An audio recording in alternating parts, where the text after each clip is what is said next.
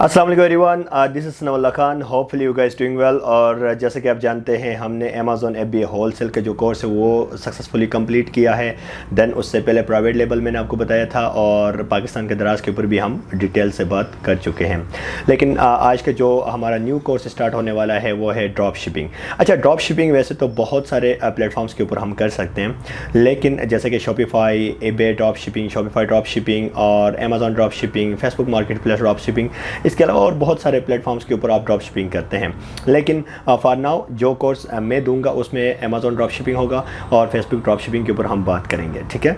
क्योंकि आज की जो हमारी क्लास है वो है इंट्रोडक्शन की, तो मैं आपको ज़रा इसके बेसिक्स बताता हूँ कि ये जो मॉडल है ये है क्या, और ड्रॉप शिपिंग बिज़नेस को आप कैसे स्टार्टअप कर सकते हैं, कौन से डॉक्यूमेंट्स चाहिए, और आप इसको सिक्योर तरीके से कैसे कर सकते हैं। क्योंकि ज़्यादातर जो मार्केट में एक स्पेकुलेशंस है, ज़्यादातर एक बड़ी वेव इस चीज़ की है कि जी ये सिक्योर बिज़नेस नहीं है। हाँ, लेकिन इसको सिक्योर कैसे बनाया जा सकता है, इन सब चीज़ों पर हम बात करेंगे। और इस इंट्रोडक्शन की क्लास से ही आप डिसाइड कर पाएंगे कि आपने ये कोर्स सीखना है या नहीं सीखना, या आपने ये जो बिज़नेस है ड्रॉप शिपिंग का ये करना है या नहीं करना। क्योंकि आपको इंट्रोडक्शन क्लास में डिटेल से कोशिश करूंगा हर तरह से इसको कवर करूं, ताकि आप डिसाइड कर पाएँ कि आपने आगे ये कोर्स देखना है या नहीं देखना। सो अब हम बात करते हैं जी ड्रॉप शिपिंग बिज़नेस कैसे स्टार्टअप किया जा सकता है, ठीक है। तो हम ख़ास तौर पर जो मैं बात करूँगा वो अमेज़ॉन ड्रॉप शिपिंग और Facebook market place drop shipping. सबसे पहले हम अमेज़ॉन ड्रॉप शिपिंग कंप्लीट करेंगे, देन उसके बाद फेसबुक मार्केट प्लेस के ऊपर आएंगे।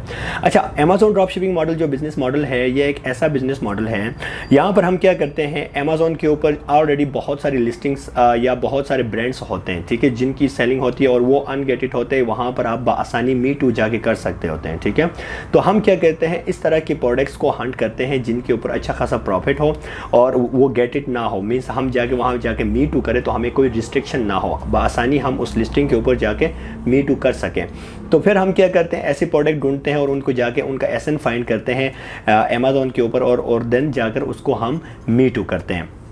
जैसे आप मी टू करते हो और उसी तरह का प्रोडक्ट हम क्या करते हैं, मल्टीपल और वेबसाइट्स के ऊपर भी देखते हैं, जैसे कि वॉलमार्ट है, उसी तरह होम डेपो है, उसके बाद सैम्स क्लब है, और भी थर्ड पार्टी जो सप्लायर्स है उन सबको हम देखते हैं और फाइंड आउट करते हैं कि यही प्रोडक्ट जो अमेज़ॉन के ऊपर सेल हो रहा है, जिसके ऊपर मैंने जाके मी टू किया है और उसके ऊपर ये प्रॉफिट मिल रहा है। और उन सारी वेबसाइट्स में भी एक दो ऐसी वेबसाइट हमें मिल जाती है जैसे कि सैम्स क्लब है या वॉलमार्ट है या होम डेपो है। इस तरह से और भी बहुत सारी थर्ड पार्टी वेबसाइट्स होती है। हम वहाँ से जाके उस प्रोडक्ट को टैली करते हैं और देखते हैं कि हमारा प्रॉफिट क्या हो सकता है, और वो तमाम कैलकुलेशन करने के बाद हम उस प्रोडक्ट को मी टू करते हैं। अब बेसिकली इस बिजनेस मॉडल में होता क्या है कि जी आप कोई इन्वेंट्री स्टोर करके नहीं रखते हैं, आप सिंपली क्या करते हैं, प्रोडक्ट फाइंड करते हैं, उनको मी टू करते हैं अमेज़ॉन के ऊपर, और मी टू करने के बाद आप वेट करते हैं अपनी सेल के लिए। जैसे आपको सेल आती है, आप थर्ड पार्टी के पास जाके क्या करते हैं, ऑर्डर प्लेस करते हैं, और वही एड्रेस जो कस्टमर की होती है जिसने ऑर्डर प्लेस किया है अमेज़ॉन में हमारे सेलर सेंट्रल के ऊपर, वहाँ से हम उस एड्रेस को उठाकर क्या करते हैं, वहाँ पुट करते हैं थर्ड पार्टी वेबसाइट्स पे जाके उसको परचेज करते हैं उस प्रोडक्ट को, और उसका एड्रेस देते हैं, वो वहाँ से डायरेक्ट शिप होकर उसके घर चले जाता है जो इस कस्टमर ने अमेज़ॉन पे हमसे ऑर्डर प्लेस किया है, और वो यहाँ से शिप होकर उसकी तरफ चले जाएगा, और आप ट्रैकिंग को लेकर वहाँ अपडेट करते हो, और इस तरीके से कस्टमर को पता चल जाता है कि उसकी इन्वेंट्री शिप हो गई है, ठीक है। सिंपली यहाँ पर होता ये है कि आप कोई इन्वेंट्री स्टोर करके नहीं रखते हैं, लिस्ट करते हो, जैसे ऑर्डर आया थर्ड पार्टी से शिप करते हो। तो इस मॉडल को कहा जाता है ड्रॉप शिपिंग। मैंने काफ़ी कोशिश की है कि मैं बहुत आसान करके समझाऊं। इसमें होता यह है कि आप कोई इन्वेंट्री स्टोर करके नहीं रखते हैं कि जी आपको ऑर्डर आएगा वो इन्वेंट्री पहले से खरीद के रखोगे, बल्कि आप जब ऑर्डर आता है आप वेबसाइट पर जाते हैं और वहाँ से खरीद के आप शिप करते हैं। वो वेबसाइट कोई भी हो सकती है, वॉलमार्ट, सैम्स क्लब, और उसके बाद होम डेपो या थर्ड पार्टी कोई भी वेबसाइट जो आपको सूटेबल लगे, जो आपको लगे यहाँ से आपकी प्रोडक्ट ठीक मिल रही है, आपको प्रॉफिट मिल रहा है, आप वहाँ से शिप कर सकते हैं। तो ये ओवरऑल ये एक बिजनेस मॉडल है, ये ड्रॉप शिपिंग मॉडल कुछ इस तरह से वर्क करता है, ठीक है। तो जैसे ही आप थर्ड पार्टी से वो ऑर्डर प्लेस करोगे तो आपको वहाँ से एक ट्रैकिंग मिलेगी 1-2 दिन के अंदर। जैसे वो जो ट्रैकिंग मिलेगी उसको लेके आपने अपना सेलर सेंट्रल में अपडेट करना है। जैसे अपडेट करोगे वहाँ पर वो ऑर्डर में अपडेट करोगे तो आपका जो ऑर्डर है वो कंफर्म टू शिप होगा, और उस तरीके से जो अमाउंट है वो भी आपके सेलर सेंट्रल में शिफ्ट हो जाएगी। उसके बाद आपके अकाउंट में 15 डेज़ के बाद सेलर सेंट्रल से होते हुए आ जाएगी। तो ये बेसिकली ये मॉडल है, इस तरीके से ये वर्क करता है अमेज़ॉन ड्रॉप शिपिंग, या ड्रॉप शिपिंग इस तरह से वर्क करता है, ठीक है। अब यहाँ पर सवाल ये है कि जी हम इस बिज़नेस को सेफेस्ट कैसे बना सकते हैं। याद रखिए, जहाँ तक हमने एक्सपीरियंस किया है और हमारी जो टीम ने एक्सपीरियंस किया इस चीज़ को, हमारे मुताबिक यहाँ पर जो सबसे बड़ा मसला आता है कि वो इस चीज़ का आता है कि ट्रैकिंग का आता है, क्योंकि लोग इसको मैनेज नहीं कर पा रहे होते हैं, जिसकी वजह से आपके अकाउंट के ऊपर, हेल्थ के ऊपर इफेक्ट पड़ जाता है। जब आप ट्रैकिंग प्रॉपरली मैनेज नहीं करते, लेट शिपमेंट में चले जाते हैं, फिर जब लेट हो जाते हैं तो फिर आपके अकाउंट की हेल्थ स्लोली डाउन होना शुरू हो जाती है। इसका बेहतरीन तरीका ये है कि आप कभी भी एग्रेसिवली सेल्स जनरेट ना कराएं। आप हमेशा स्लोली सेल्स लें।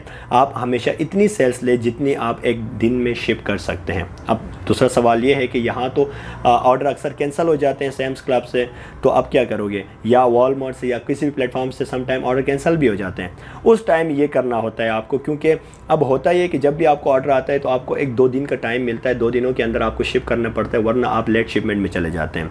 अब अगर आप ऑन टाइम उस ऑर्डर को प्लेस करते हैं तो 2 दिनों के अंदर आपको ट्रैकिंग मिल जाती है, फिर आपको कोई और ट्रैकिंग की ज़रूरत नहीं पड़ती, वही लीगल ट्रैक आप वहाँ पर देंगे तो उससे कोई इशू नहीं होगा।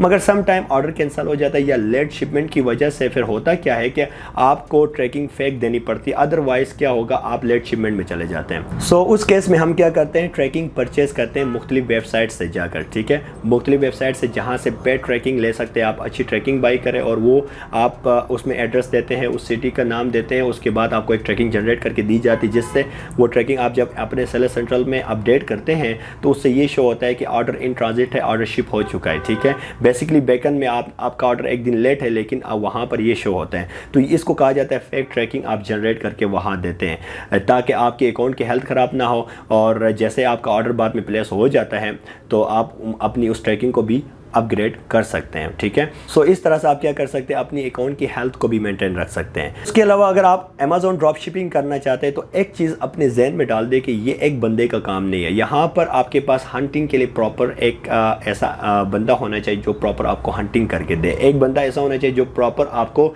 ऑर्डर प्लेस करे, क्योंकि ये एक बंदे का काम नहीं है। अगर आप इस बिज़नेस को बड़े पैमाने में करना चाहते हैं, अगर आप इसको छोटे पैमाने में भी करेंगे, फिर भी अगर आप एक अकाउंट भी बामुश्किल बंदा संभाल सकते हैं, अगर आप सारा कुछ A to Z खुद संभाले, ठीक है।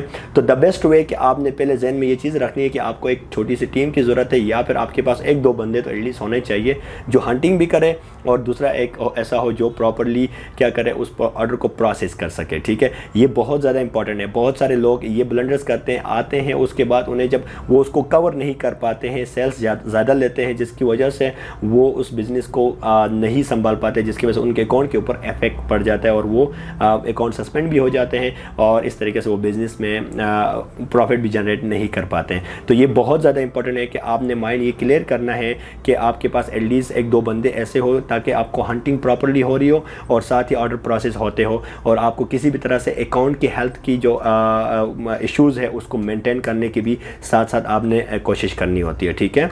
और उसके साथ साथ आपने अपने अकाउंट की हेल्थ को भी साथ साथ मेंटेन रखना है, क्योंकि जितना आपका अकाउंट की हेल्थ अच्छी होगी इतना ही आप इसमें ग्रो कर सकते हैं।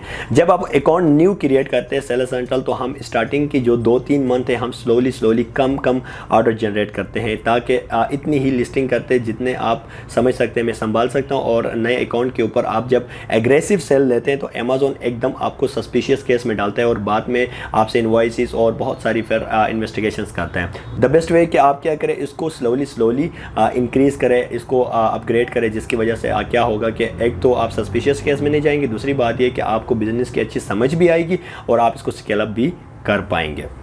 उसके अलावा अगर हम डॉक्यूमेंट्स की बात करें कि वो कौन कौन से डॉक्यूमेंट्स चाहिए जिससे आप अमेज़ॉन ड्रॉप शिपिंग का बिज़नेस स्टार्टअप कर सकते हैं, कैसे करेंगे, कितनी इन्वेस्टमेंट चाहिए, अब हम इस पे बात करते हैं। डॉक्यूमेंट्स की जहाँ तक बात की जाए तो सबसे पहले आपके पास एक अमेज़ॉन सेलर सेंट्रल होना चाहिए, और उसके साथ साथ आपके पास एक LLC, अगर USA के अंदर करें तो LLC, UK के अंदर LTD होनी चाहिए, ठीक है। अब क्यों चाहिए, एक एटलीस्ट आपके पास LLC या LTD होनी चाहिए, उसके बगैर आप परचेजिंग नहीं कर सकते, क्योंकि जब आप LLC या LTD बनाते तो उसके बेस पे आपका अकाउंट बनेगा, ठीक है। USA के अंदर आपका एक बैंक अकाउंट बनेगा, और क्योंकि जब आप एक LLC या LTD क्रिएट करते हैं तो उसके बेस पे आप अपना अकाउंट क्रिएट कर सकते हैं, और उसी LLC को आप अपने सेलर सेंट्रल के साथ भी इंटरलिंक कर सकते हैं, ठीक है। जिससे क्या होगा कि आप उस डेबिट कार्ड से परचेजिंग कर सकेंगे सैम्स क्लब, वॉलमार्ट और होम डेपो, और उसके बाद थर्ड पार्टी से उस डेबिट कार्ड से जाके आपने परचेजिंग करना है, ठीक है। इसीलिए हम LLC क्रिएट एक मस्ट है। बाकी अकाउंट के लिए आप ना बनाएं, बेशक आप इंडिविजुअल अकाउंट्स बना के उनको बगैर LLC टच किए आपके अगर उनको प्रोफेशनल कर दें और $40 पे करने के बाद आप उसके अंदर कुछ सेटिंग्स होती है वो जैसे करेंगे तो वो क्या हो जाएगा, आप उनके ऊपर सेल्स जनरेट कर सकते हैं। LLC सब अकाउंट के लिए ज़रूरत नहीं है, एक ऐसा होना चाहिए ताकि उससे आप परचेजिंग कर सकें, ठीक है।